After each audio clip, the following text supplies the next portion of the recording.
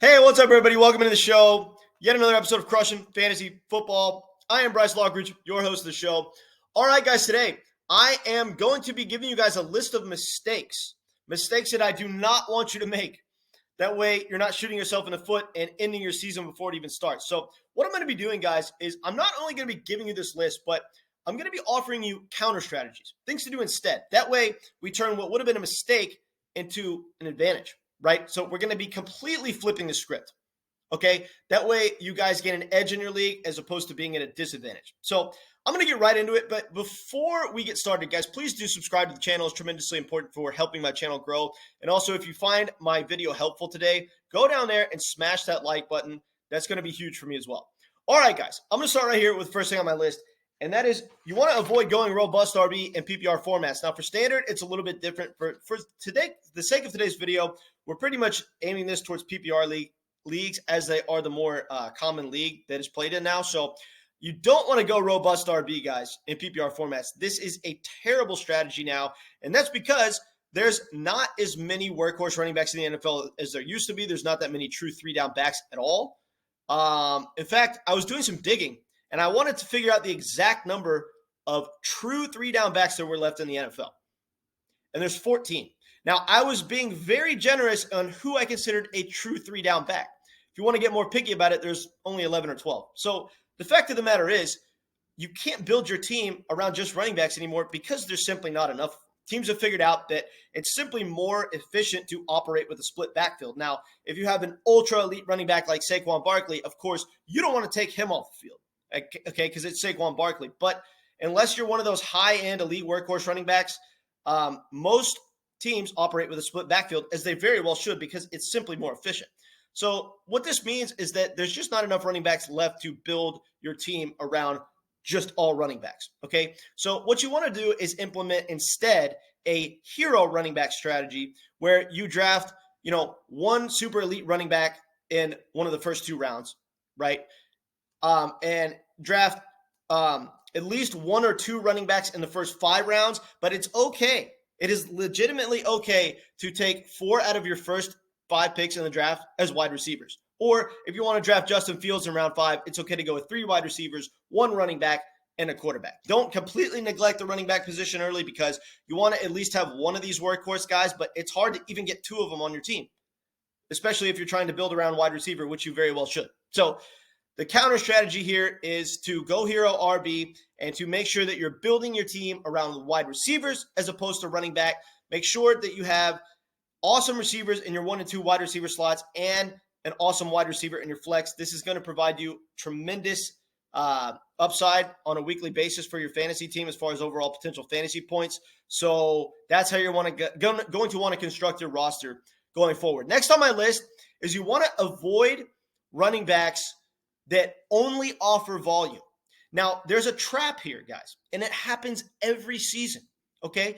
People go over and they read about a player that is projected for 22-plus carries a game, and there's so many fantasy platforms that are going to tell you, well, due to the volume, this player is going to be awesome because fantasy is all about opportunity. Well, I'm going to tell you this. Fantasy is not all about opportunity, guys. Fantasy is about opportunity combined with something else. And if that opportunity share isn't combined with something else, then the player is still not going to give you a whole lot of fantasy points. All right? So last year, examples are Joe Mixon and Najee Harris. These guys were not that great. Najee was terrible, okay? And he had the 5th most carries in the NFL.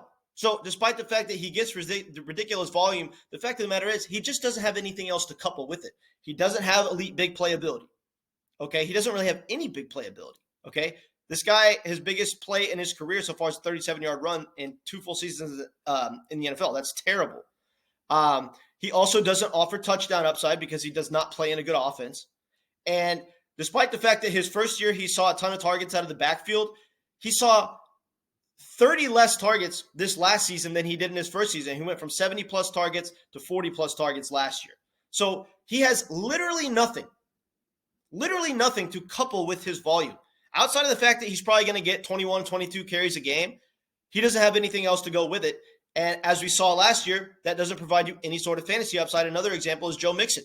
Joe Mixon, 3.7 yards per carry last year. The efficiency was terrible. He only had 9 touchdowns, and considering the fact that he had that 1 week where he scored 5, that means that outside of that huge week, he only had 4 other touchdowns. So he didn't show touchdown upside. He didn't show elite big playability. And I'm not saying that's because Joe Mixon doesn't have talent, because Joe Mixon's way more talented than Najee Harris. But the offensive line just didn't create big enough holes for him to run through. So I just don't trust him to run the ball efficiently. I don't trust him to have touchdown upside. He doesn't receive enough targets to make up for the fact that he's only going to offer rushing volume. So I wouldn't draft Joe Mixon as well. A lot of these guys are going in the 3rd round. So my counter strategy to this is to completely and utterly avoid running backs going in the 3rd round, because you're pretty much looking at Dalvin Cook, Najee Harris, and Joe Mixon. So completely avoid these guys, and instead, in round 3, either take Mark Andrews or an elite wide receiver. Next and final thing that I have here on my list is you want to avoid,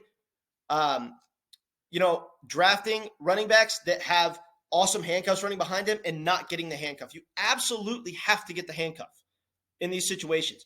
And the 5 that really come to mind are Aaron Jones and A.J. Dillon, Dalvin Cook and Alexander Madison, DeAndre Swift, David Montgomery, Breece Hall, Michael Carter Jr., Jeff Wilson Jr., Raheem Mostert. Okay, these are guys that, well, you just don't want to end up in a situation where, like last year, for example, Jamal Williams ended up taking over the backfield from DeAndre Swift. In the back half of the season, he got all the fantasy points. So David Montgomery is just behind DeAndre Swift on the depth chart, and he's going to be the main goal line back for the team. So there's a chance that David Montgomery simply outperforms DeAndre Swift. So if you draft one, you pretty much have to draft the other one, okay?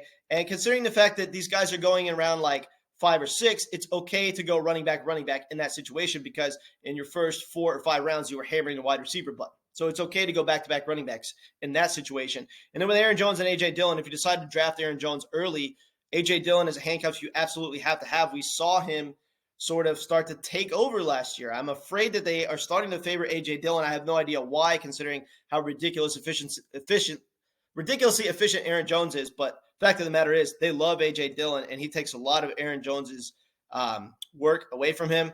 And then Michael Carter is obviously running behind a running back that's coming back from a torn ACL, and Breece Hall, Raheem Mostert can end up simply outperforming Jeff Wilson Jr. It's totally possible. And we know that Alexander Madison comes in and absolutely dominates whenever Dalvin Cook goes down, and Dalvin Cook is very injury prone. So these are handcuffs that you absolutely have to have. When you're drafting these running backs that have elite handcuffs running behind them, you absolutely have to draft the handcuff. And my counter strategy to this is to simply avoid the starting running back altogether if you don't plan on drafting the handcuff. If these backfields that I just mentioned, if you don't plan on drafting the handcuff, then simply do not draft the starting running back. All right, guys, I appreciate you tuning into the video. These are my mistakes I want you to avoid, and the counter strategies to give you an advantage as opposed to being in a bad situation where you're at a disadvantage. So I hope this video helped. I'll catch y'all later.